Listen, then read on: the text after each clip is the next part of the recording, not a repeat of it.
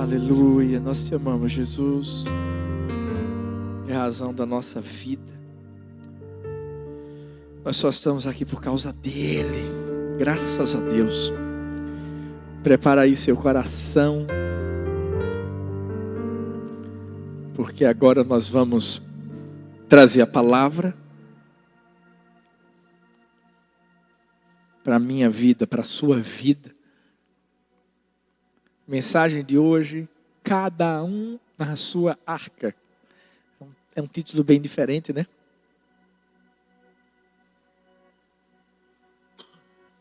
Cada um na sua arca.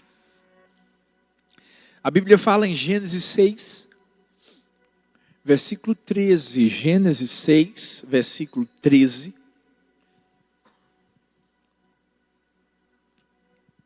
E versículo 14.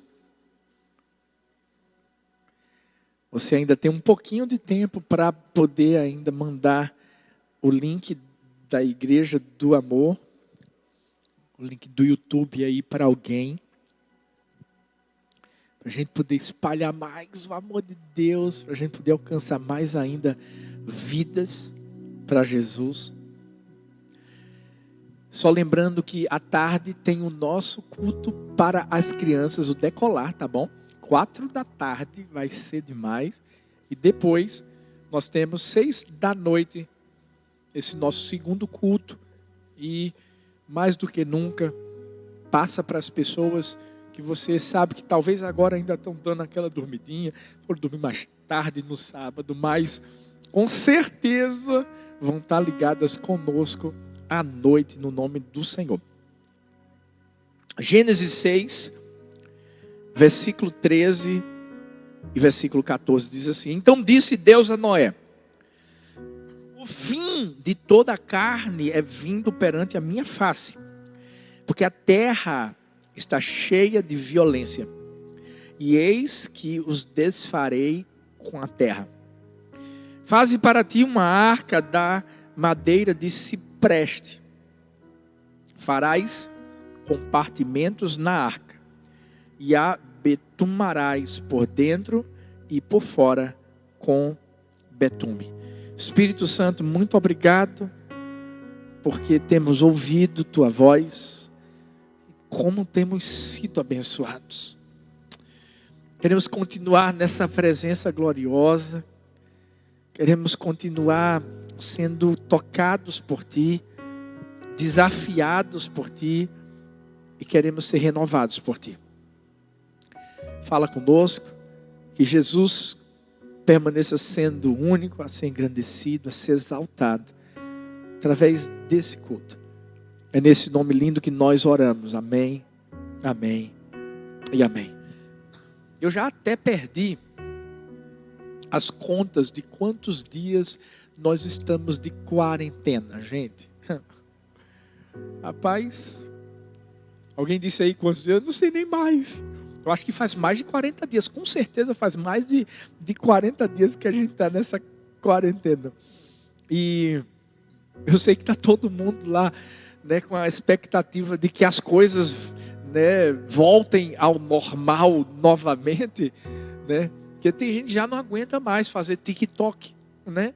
Tem gente que já não aguenta mais live, tem gente que já não aguenta mais Netflix, né? São tantas coisas que as pessoas têm tentado, né, usar como uma ferramenta para poder passar o tempo, para sair do ócio.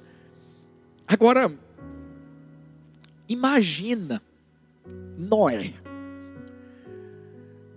Se a gente, com esses poucos dias que estamos dentro da nossa casa, eu quero que você entenda a arca como a nossa casa. Imagina Noé com ele, mais 7 pessoas, eram 8 pessoas, e um monte de animais dentro daquela arca, gente. Imagina o barulho que não era aquela arca. Imagina o trabalho que havia para realizar naquela arca, com os animais, fazendo suas necessidades físicas. Imagina como foi. Até porque eles não passaram 40 dias. Eles passaram um ano. Na verdade, um pouquinho mais de um ano e alguns poucos dias. Ou seja, o que a gente está vivendo é fichinha diante do que Noé viveu. Apesar disso,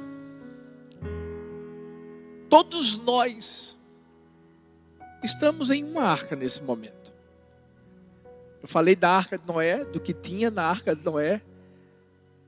Mas todos nós estamos em uma arca e temos também alguma coisa dentro da arca. O que está dentro da nossa arca? O que está dentro da sua arca? Será que é o aperto? Será que algum tipo de conflito que está existindo entre você, esposa, esposo, filhos, pais? Será que dentro da sua arca tem gente, tem bicho? Porque tem gente que tem bicho também. Mas eu estou aqui para dizer para você que eu sei que não está sendo fácil, mas é necessário. Eu acredito que nesse mês de maio, quando a gente vai estar falando um pouquinho sobre família, Deus quer levar a nossa família a um novo nível de maturidade. Deus quer levar a nossa casa a viver um extra, a viver algo que talvez foi perdido. Sabe aquela mulher da dracma perdida? Ela perdeu dentro da casa dela. Talvez alguma coisa se perdeu, e se perdeu dentro da sua casa. Será que foi a unidade? Será que foi a comunhão? Será que foi o amor? Será que foi o respeito? Será que foi a compreensão, a resiliência? O que mais me deixa feliz é que eu acredito que se Noé, gente, viveu um ano dentro da arca com sua família, com um bocado de bicho e saiu vivo, a gente também vai sair vivo dessa. Em nome de Jesus. A gente vai sair bem. Coloca nos comentários assim: vamos sair bem dessa, em nome de Jesus. É como uma borboleta dentro de um casulo. Na verdade, ela ainda não era uma borboleta, era só uma lagarta. Mas lá dentro daquele casulo que se tornou uma arca para ela. Está apertado, não está? Parece que, uau, vai ter muita pressão. Parece que vai morrer. Mas de repente é lá dentro daquele casulo que uma transformação é realizada. Deixa eu te dizer uma coisa. Está havendo uma transformação dentro da sua casa. Na sua vida. Na vida dos seus familiares. Eu creio nisso. Sabe para quê? Para sair uma coisa linda. Aquela borboleta, gente. Eu amo borboleta. Eu gosto das cores, das asinhas das borboletas. Gente, é uma coisa tão linda. E agora imagina, era uma lagartinha antes. Talvez sua casa está um pouco feia. Talvez sua casa está um pouco, quebrada. Está precisando de reforma. Esses vão ser dias de reforma. Esses vão ser dias de restauração. Deus vai colocar em ordem o que está fora de ordem. Eu tenho falado que o que a gente está vivendo não é para nos parar, é para nos preparar. Preparar para algo novo. Não é para trazer reprovação, é para trazer aprovação. Não é para frustrar, é para promover. E a gente precisa aprender a viver em família. Eu acredito que o que a gente está vivendo, na verdade, é um reaprendizado. Eu vi a história de que durante um inverno bem agressivo, muitos animais, eles não conseguiram resistir ao frio, morreram.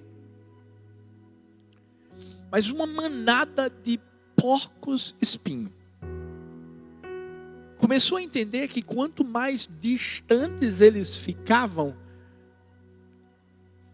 probabilidade de eles morrerem era enorme, mas se eles ficassem um pouquinho mais junto um do outro, eles se aqueceriam, ajudariam um ao outro a sobreviver.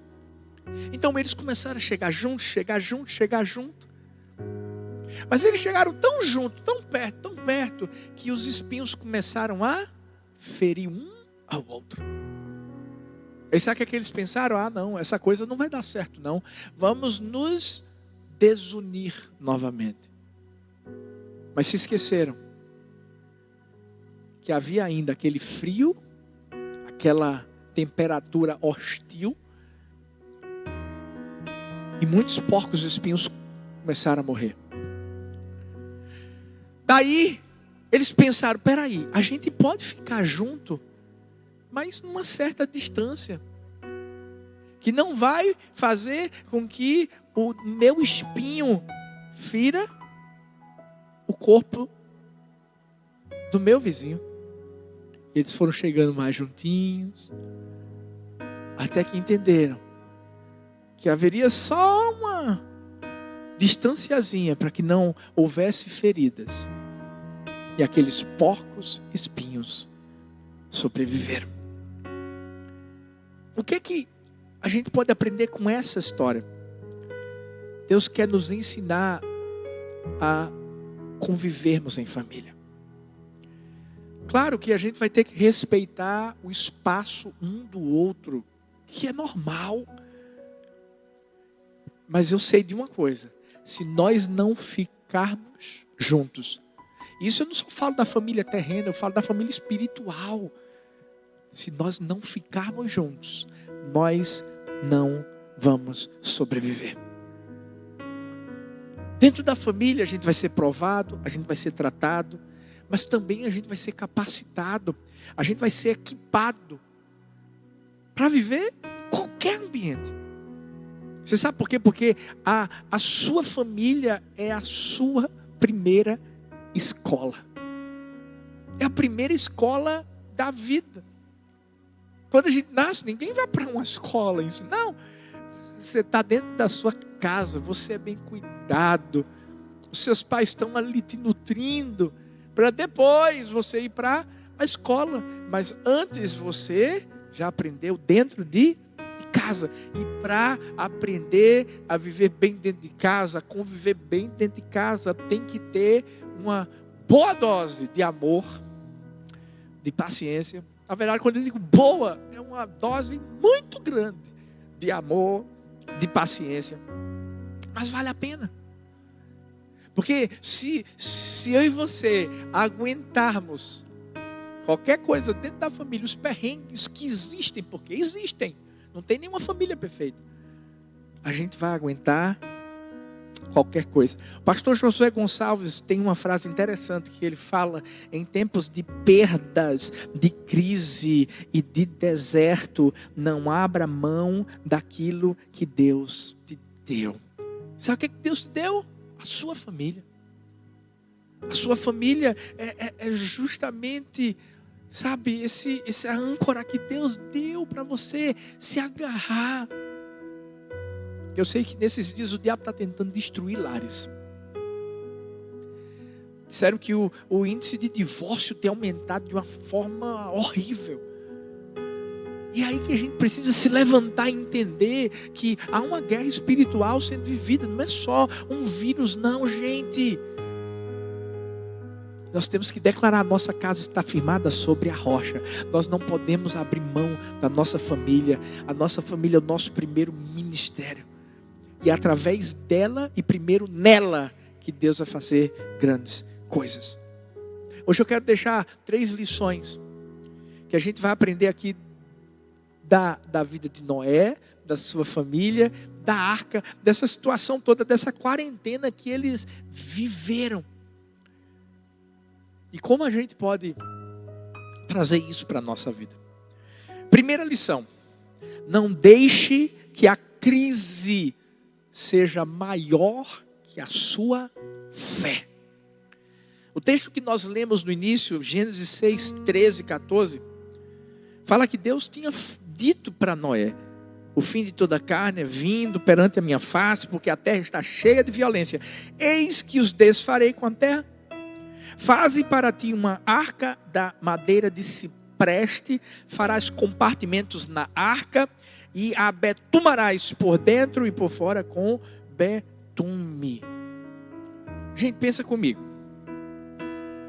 Deus fala para Noé que a terra teria um fim. Agora se coloca no lugar dele. Já pensou se Deus chegasse para mim, para você hoje, dissesse: filho, vou acabar com tudo, constrói aí uma arca. Qual seria o sentimento do nosso coração? Difícil, né? Vai acabar tudo. Se tem gente que está entrando em surto por causa de uma pandemia, gente. Agora imagina se fosse a anunciação, o anúncio do fim do mundo. Aí o povo ia. Ou seja, o que é que eu quero mostrar? Havia uma crise naquela época. Era uma crise que Noé teria que enfrentar. Mas não era só essa crise, não. A Bíblia vai falar em Mateus 25, 37 e 39, se reportando aquilo que Noé viveu nos dias dele. Olha aí, ó. Pois assim como eram os dias de Noé, assim será a presença do Filho do Homem. Porque naqueles dias, antes do dilúvio, as pessoas comiam e bebiam. Os homens se casavam, as mulheres eram dadas em casamento, até o dia em que Noé entrou na arca e não fizeram caso. Preste atenção nessa expressão, não fizeram caso. Até que veio o dilúvio, varreu a todos eles. Assim será na presença do Filho do Homem. É outra crise. Imagina as pessoas chegando para Noé dizendo: você está doido? Elas falavam isso porque primeiro dizem os teólogos que nunca tinha chovido na terra, ou se choveu era só aquela garoazinha que vinha para molhar a terra. Agora imagina Noé construindo a arca e dizendo assim: ó, vai ter um dilúvio, gente, se prepara, vai ter um dilúvio, Deus não está feliz com o que está acontecendo na terra, não.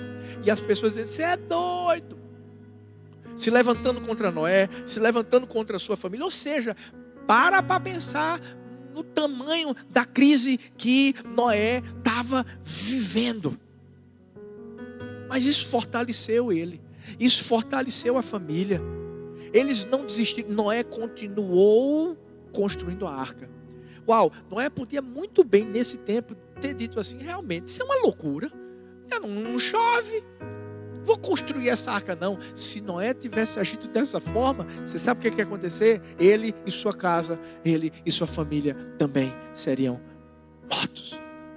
Quando a crise chegou, quando o dilúvio chegou, eles estavam preparados. Deixa eu te dizer uma coisa: a gente não se prepara para uma crise depois que ela vem. A gente se prepara antes. E só tem uma forma de qualquer crise que vier, não trazer desespero para a nossa vida ou para a nossa casa. É quando a gente entende, quando a gente ouve a voz de Deus, quando a gente traz Deus para dentro da nossa vida e da nossa família, Ele não vai permitir que a gente pereça. É tão fácil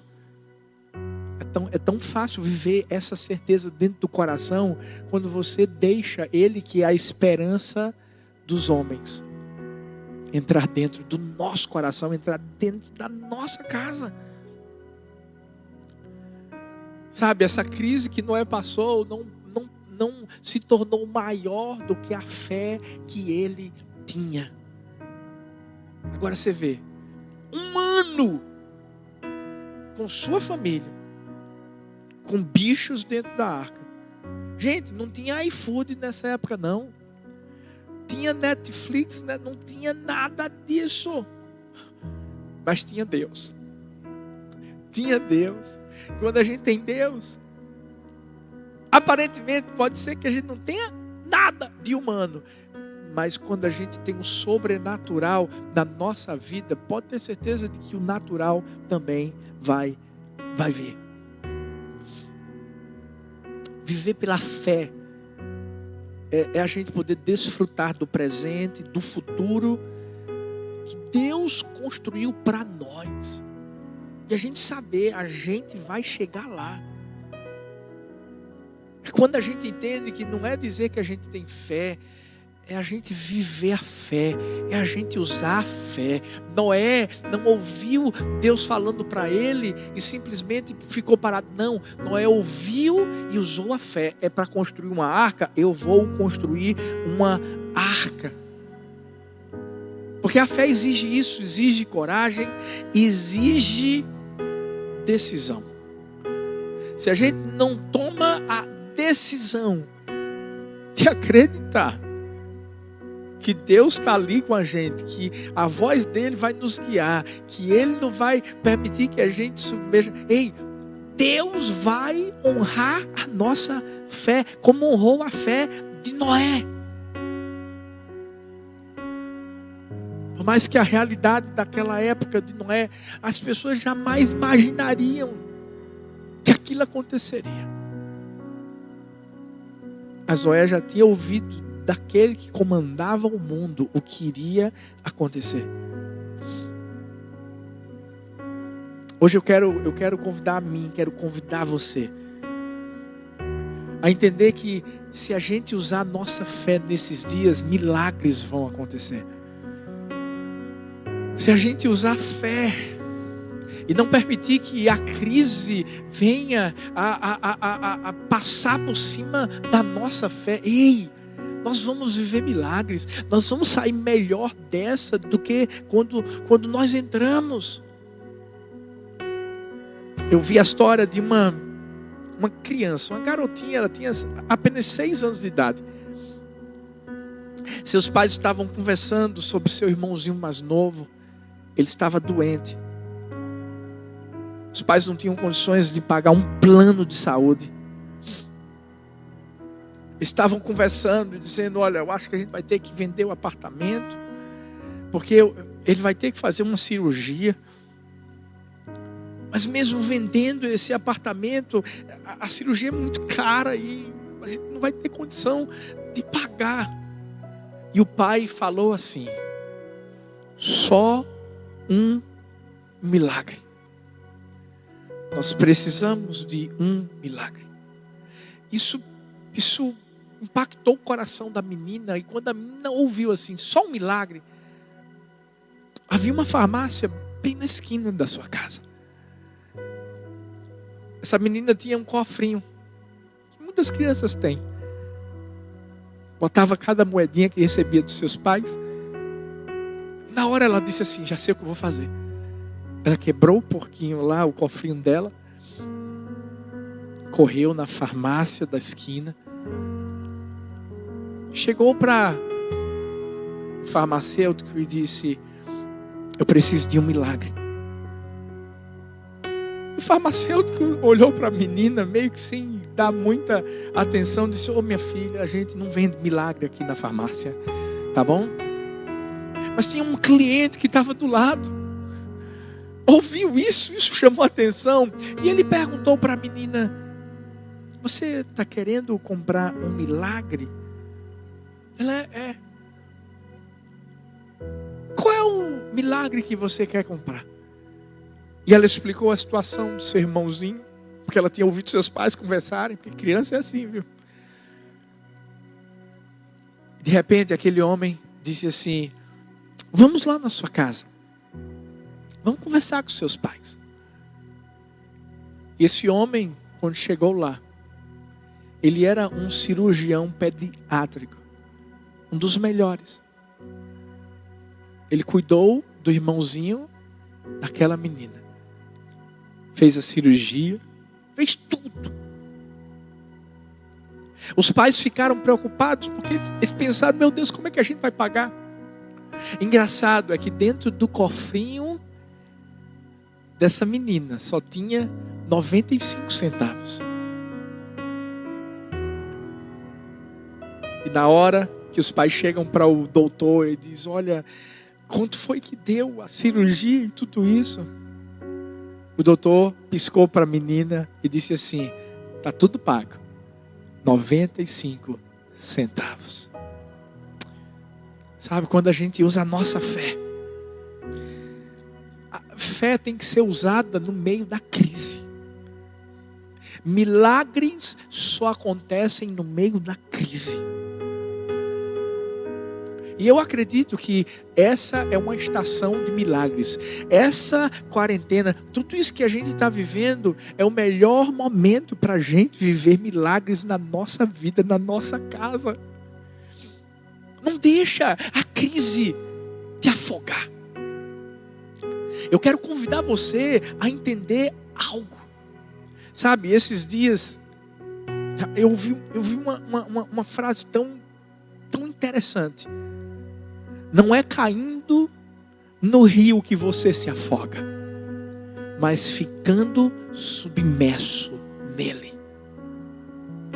Sabe, tudo que Deus quer que você entenda é que apesar de você estar nesse rio, a Bíblia diz, você não vai submergir. Você não vai se afogar. Se você continuar com a sua fé no Senhor, é isso aí, na pessoa certa, é no Senhor. Não é no presidente, não é no pastor, não é na igreja, é no Senhor. Pode ter certeza, vai ter milagre para você. Pode ter certeza, Deus vai cuidar da sua família. Pode ter certeza, dentro da sua arca vai existir paz, mesmo com dificuldades. Segunda lição que a gente aprende com a vida de Noé, com a situação que ele viveu, com essa arca. Cumpra o seu propósito. Existe um propósito para tudo isso que a gente está vivendo, gente. Gênesis 8:16 diz: saia da arca, você e sua mulher, seus filhos e as mulheres deles. Faça que saiam também todos os animais que estão com você. As aves, os grandes animais, os pequenos que se movem rente ao chão. Faça-os sair para que se espalhem pela terra, sejam férteis e se multipliquem. Esse trecho aqui mostra que Noé já está saindo da arca com sua família, com os animais. E o melhor de tudo é que saíram bem. Todos sobreviveram dentro daquela arca. Um ano estavam saudáveis. É tanto que Deus disse assim: agora se espalhem, agora se multipliquem. O que isso quer dizer para mim e para você? Uma coisa importantíssima. Eu tenho certeza, dentro da arca havia algum tipo de organização e divisão de tarefas. Ou seja, havia um propósito dentro daquela arca. Muito mais fora dela. Ninguém ia conseguir sobreviver se cada um não fizesse a sua parte.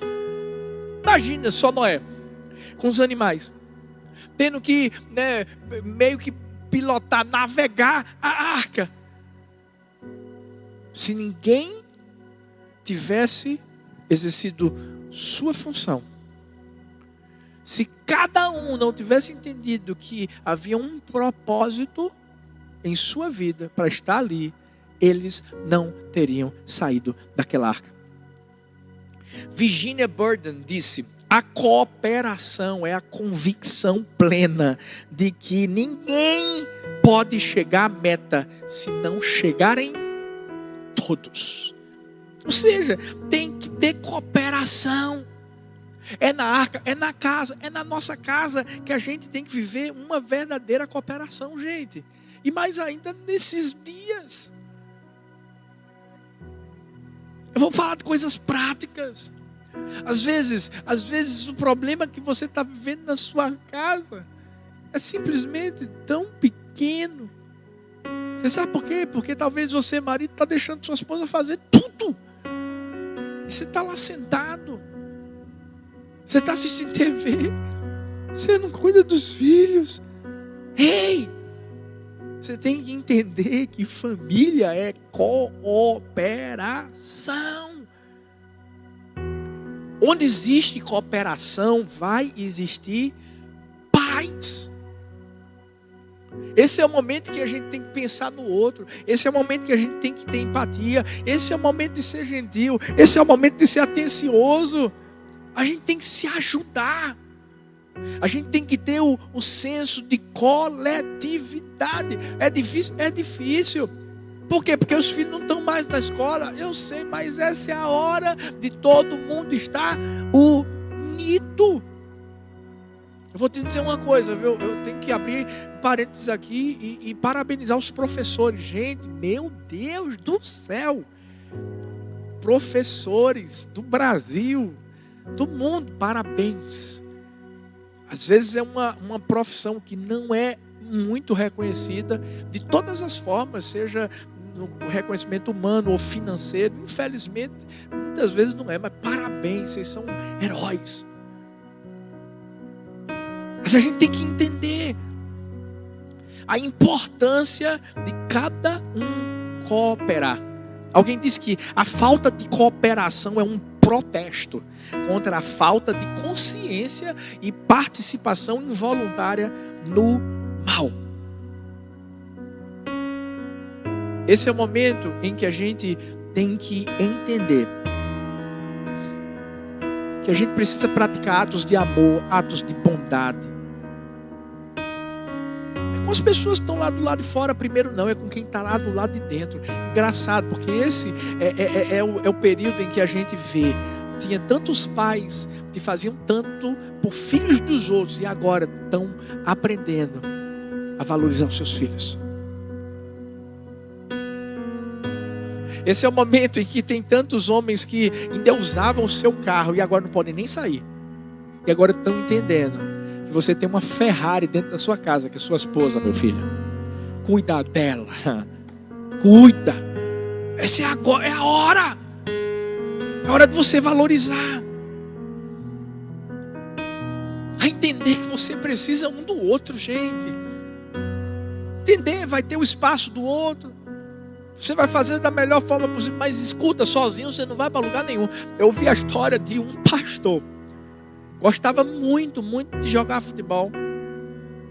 Mas toda vez que ele voltava do futebol, ele estava exausto, ele estava acabado, estava triste. Toda vez o time dele perdia. Parecia o pastor Geraldo. Tô brincando. Engraçado, porque um dia o sogro dele foi visitá-lo e acabou indo para a pelada. Quando chegou lá, viu o seu genro jogando, e quando acabou o jogo, né? Mais uma vez tinha perdido, estava cansado, estava frustrado. O sogro dele disse assim: eu posso te dar um conselho? Você devia jogar para os outros. Eu percebi que em todo momento que você jogava, sabe, você quer fazer tudo sozinho.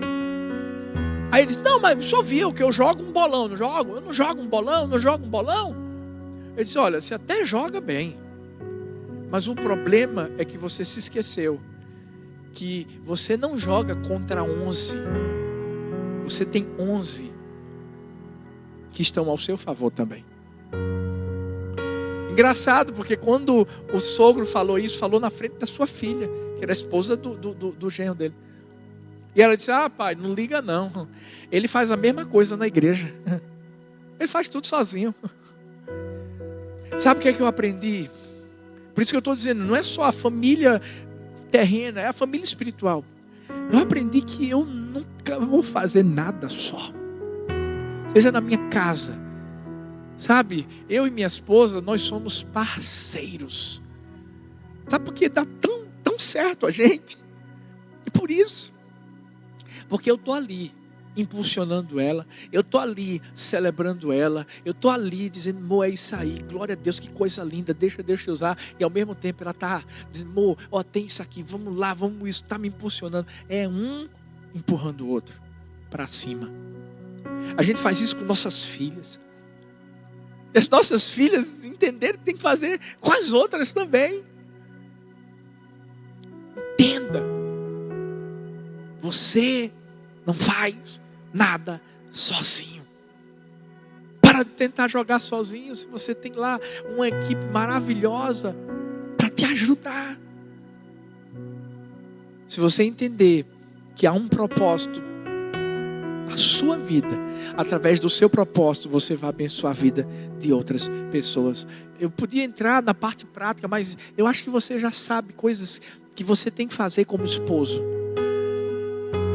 ou como esposa, como filhos. Faz. Você vai ver que sua família vai ser muito melhor. É a última lição que a gente vai aprender com a vida, com essa arca de Noé, para a gente botar em prática na nossa vida, na nossa casa, nessa quarentena, nessa arca que a gente está dentro. Tenha sabedoria para ouvir a voz de Deus e discernir as estações. Gênesis 8, 14 até o 17 diz: no 27º dia do 2º mês, a terra estava completamente seca. Então Deus disse a Noé: saia da arca, você, sua mulher, seus filhos, as mulheres deles. Faça que saiam também todos os animais que estão com você, as aves, os animais grandes, os animais pequenos que se movem rente ao chão. Faça-os sair para que se espalhem pela terra, sejam férteis e se multipliquem. Noé passou dias incansáveis lá, dentro dessa arca. Do mesmo jeito que a gente está passando, mas ele ainda passou mais. Eu fico pensando, talvez ele tenha pensado: será que esse tempo de espera não vai acabar? Será que essa quarentena em alto mar não vai passar? Porque eu acho que essa é a pergunta que a gente tem feito, não é não? Quem aqui não tem se perguntado: meu Deus, quando é que acaba esse negócio, gente? Já teve outro decreto agora. Quando é que a gente volta a ter cultos presenciais? Mas uma coisa que eu entendo aqui no texto é que Noé soube discernir o tempo certo de cada coisa acontecer. Ele passou por vários testes do tempo. Primeiro teste, de construir a arca. Segundo teste, de pegar a sua família, de pegar os animais certos. Depois passou pelo teste de ficar dentro da arca. E aí veio o teste de saber a hora que ele iria sair. Qual foi o fim da história de Noé? A aprovação. O que nós precisamos fazer é, a gente tem que parar de ficar se perguntando por que o tempo não passa. A gente tem que se perguntar: o que é que eu vou fazer enquanto o tempo não passa? Martin Luther King disse: o tempo é sempre certo para fazer o que está certo. Esse é o tempo certo. É o tempo certo de crescer em família. Essa é o discernimento que a gente tem que ter nos dias de hoje. Deus quer abençoar nossas famílias. Deus quer que a gente faça algo específico. O tempo é agora. E você não pode deixar para depois, o que você tem que fazer agora. A história conta que César Augusto, o imperador romano, ele estava vivendo os seus últimos momentos políticos e ele não sabia que seria assassinado. E ele recebeu no seu palácio um dos seus amigos políticos, alguém que o amava, alguém que se importava com ele. E ele estava lá dentro do palácio e entregou às pressas um bilhete. E disse assim para César Augusto: leia agora mesmo, é coisa urgente. E saiu correndo. César Augusto, zombando do seu amigo, da pressa do amigo, disse assim: coisa urgente eu sempre deixo para amanhã. Sabe o que ele fez? Pegou o bilhete, guardou e não leu. Naquele dia, ele foi assassinado. E você sabe, esse bilhete foi encontrado. E no bilhete tinha o seguinte: tente fugir, pois estão tramando lhe matar. Se ele tivesse lido esse bilhete, talvez tivesse escapado da morte naquele dia. Escuta, é coisa urgente. Cuida da sua família hoje. Aproveita esses tempos de quarentena. Fica com tua esposa, com teu esposo, com teus filhos, com teus pais. Ei, não deixa para amanhã um abraço que você pode dar hoje. Não deixa para amanhã um carinho que você pode dar hoje. Não deixa para amanhã um cuidado que você pode dar hoje para a sua casa. Saiba discernir os tempos, entenda. Todo tempo é tempo de aprender e a gente tem que aprender agora. O quanto a nossa família é valiosa. O quanto a nossa família é importante. Para de ficar gastando tempo reclamando, murmurando. Porque esse menino, porque essa menina. E graças a Deus que esse menino, que essa menina fala muito, que esse menino come muito. Sabe por quê? Porque ele não está num quarto de um hospital, não está numa UTI, gente. Tem energia para gastar. Deus só está nos forjando e nos equipando para um novo tempo. Então vamos fazer uma coisa, vamos ouvir a voz de Deus e vamos discernir esse tempo. Quando a gente reflete sobre a história de Noé, eu vou te dizer, com certeza até a nossa quarentena vai parecer um pouco melhor, gente. Porque não tem bicho, não tem... Sabe qual é o meu desejo hoje? Que nessa arca em que eu e você estamos, a gente passe com uma fé que vai ser maior que qualquer crise. Que a gente cumpra esse propósito. Que a gente saiba amar um ao outro. Que a gente saiba cooperar e com sabedoria. A gente ouça a Deus para discernir as estações e entender que esse tempo é o melhor tempo de Deus para a gente ficar em família, valorizar a nossa casa e se tornar uma bênção na vida um do outro. Porque quando a gente sai da arca, vai haver um novo tempo de Deus para cada um de nós. Pai, eu quero abençoar nessa hora, em nome de Jesus, cada família. Como nós temos declarado, sabe, Pai, que o Senhor, em nome de Jesus, resplandeça o teu rosto sobre cada lar, sobre cada família. Eu sei que esse é um tempo de reconstrução. Esse é um tempo onde o Senhor tem colocado, Deus, cada coisa no seu lugar. Que a minha oração, Pai, continue firmando nossa casa sobre a rocha. Que as tempestades da vida, que as crises da vida jamais superem a nossa fé. Deus, nessa manhã nós te pedimos em nome de Jesus. Que cada um de nós encontremos o propósito que o Senhor determinou para a nossa vida, Pai. De sermos cooperadores, de sermos bênção, de respeitarmos o espaço de cada um. Mas acima de tudo, entendermos o que o Senhor está nos falando. Entendermos o que o Senhor quer que façamos para que a nossa família seja cada vez melhor. Porque dessa forma, nós sabemos, vamos sair da arca, Pai, vivos. Vamos sair da arca melhores. Vamos sair da arca mais maduros. Vamos sair da arca prontos para crescermos, multiplicarmos e vivermos muito mais de tudo aquilo que o Senhor tem sonhado para nós. Em nome de Jesus. Amém, amém e amém.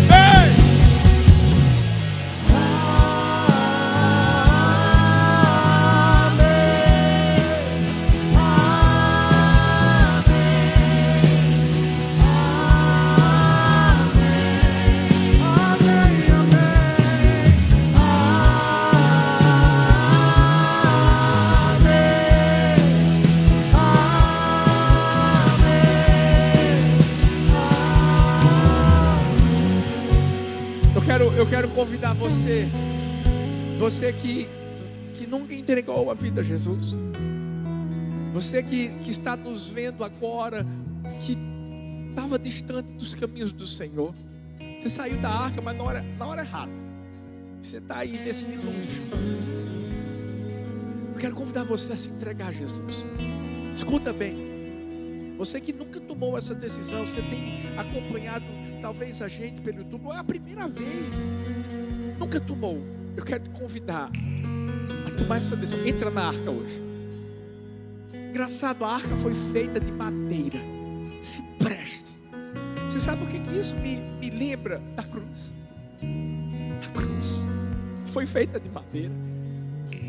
Só existe uma forma de nós nos sentirmos seguros diante do que a gente está vivendo. Deixa eu dizer uma coisa. Só a gente indo para Jesus. Jesus subiu ali, naquele madeiro, por mim e por você. Ele morreu ali. Ele se tornou a nossa arca, para que a gente jamais viesse a morrer eternamente. Existe uma segunda morte. Deixa eu dizer uma coisa para você. A verdade é que todo mundo vai morrer um dia. Todo mundo vai deixar esse mundo. A pior morte não é essa. A pior morte é a morte eterna, é a segunda morte. Só tem uma forma de a gente vencer essa morte, sabendo que Jesus já venceu. Hoje eu quero te convidar, se entrega a Jesus. Não é a igreja do amor, não, é a Jesus. Entrega a Jesus. E aproveita e coloca a sua família nas mãos de Jesus também. Eu vou contar de 1 até 3. Quando eu encerrar essa contagem, você que está nos acompanhando pelos comentários, você que vai entregar a vida a Jesus, vai voltar para Jesus, você só vai escrever isso assim, ó, eu aceito. A partir desse momento que você colocar eu aceito, uau, nos céus vai ter uma festa poderosa, e você vai tomar a melhor decisão da sua vida.